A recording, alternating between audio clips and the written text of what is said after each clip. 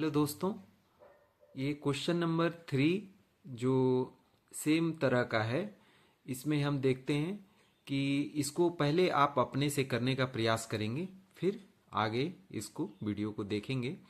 पहले इसमें हम देखते हैं कि ये भी क्या करना है। इसमें classify the following into assets, liabilities, capital, expenses and revenue. जो इसमें जो चीज़ें दी गई हैं उसमें ये है, पहला प्लांट एंड मशीनरी, दूसरा bank loan, sales, rent, discount received, carriage inwards, carriage outwards, purchases, bills payable, wages, advance income, accrued income, goodwill, furniture and fixture, outstanding expenses, capital. इसको क्या करना है, इनको क्लासिफाई करना है, कौन एसेट्स है, कौन लायबिलिटी है, कौन कैपिटल है, कौन सा एक्सपेंस है, कौन सा रिवेन्यू है। इसी इसी के अंतर्गत इन सबको बांटना है, क्लासिफाई करना है। हम फिर से इसको बता रहे हैं कि ये सभी चीज़ें मॉडर्न अप्रोच को फॉलो कर रही हैं। क्यों?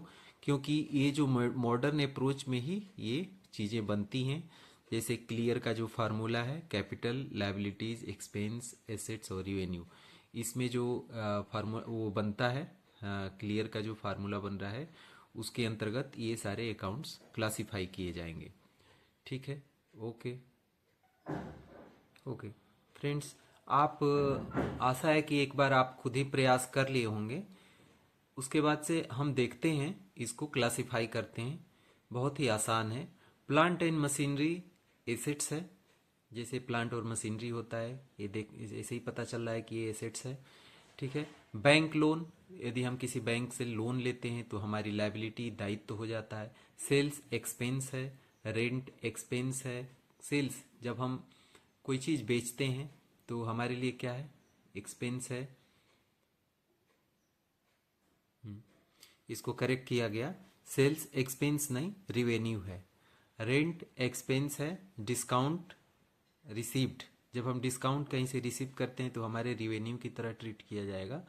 कैरेज इनवार्ड, यदि हम किसी माल की ढुलाई में खर्च करते हैं अपनी तरफ, यानी परचेज करते हैं, तो कैरेज इनवार्ड उसको बोलते हैं, तो हमारे लिए एक एक्सपेंस की तरह होगा। कैरेज आउटवार्ड, जब हम माल की ढुलाई करते हैं तो हम कहीं पर पहुंचाते हैं, उसको कैरेज आउटवार्ड, यानी कि सेल करते हैं तो उसमें भी एक्सपेंस होगा हमारे लिए। परचेजेज, जो हम परचेज करते हैं, माल परचेज करते हैं, वो भी एक्सपेंस की तरह ट्रीट होगा। बिल्स पेएबल, बिल्स पेएबल हमारे लिए लायबिलिटी होगा। कुछ चीज़ें जो हमें बकाई हैं और उसे हमें पे करना है, तो बिल्स पेएबल। वेजेज एक्सपेंस की तरह ट्रीट होगा। एडवांस इनकम, ये समझने वाली चीज़ है।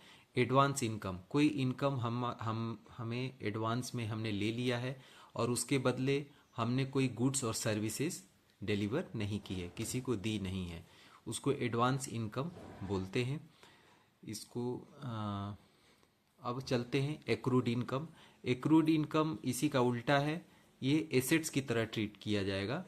इसको आउटस्टैंडिंग इनकम भी हम बोल सकते हैं। एक्रूड इनकम का मतलब कि हमने सर्विसेज दे दी हैं लेकिन उसके बदले हमने पैसा नहीं लिया है। इसका एग्जांपल हम ये ले लेते हैं, किसी को यदि मान लीजिए कि कोई ट्यूशन पढ़ाता है, तो दिसंबर के महीने में ट्यूशन पढ़ाया और जनवरी के मंथ, और जनवरी के मंथ में उसको मिलना बाकी है, कि दिसंबर के महीने में उसने पढ़ाया, जनवरी में उसको मिलना बाकी है, तो दिसंबर के महीने में जो उसका एंट्री होगी वो एसेट्स के तरह उसको ट्रीट किया जाएगा, वो एसेट्स होगा। ठीक है, इसको हम एसेट साइड में दिखाते हैं, जब बैलेंस शीट बनाते हैं तो इसको एसेट साइड में दिखाते हैं, एक्रूड इनकम को या आउटस्टैंडिंग इनकम को।